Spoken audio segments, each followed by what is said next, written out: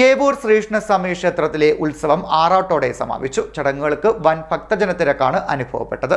ഏവൂർ ശ്രീകൃഷ്ണസ്വാമി ക്ഷേത്രത്തിലെ ഉത്സവത്തിന് സമാപനമായി.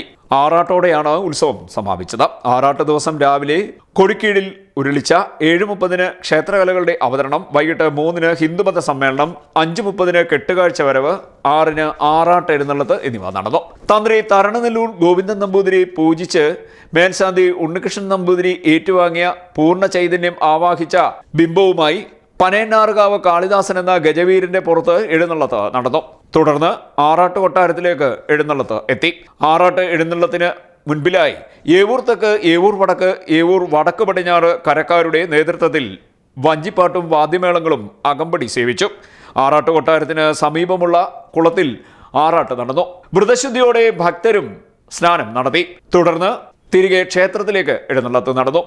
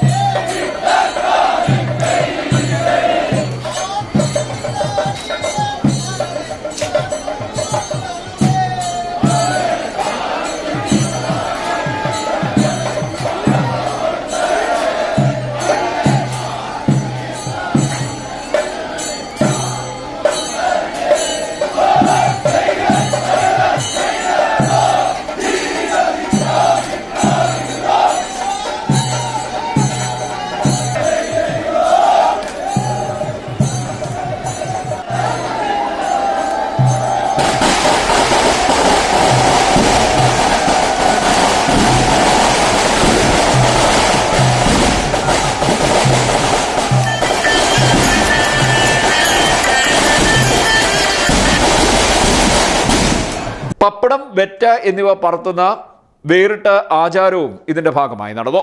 പിന്നീട് കൊടിയിറക്കോടെ ഉത്സവത്തിന് സമാപനമായി. CDNet news, Kayamkulam.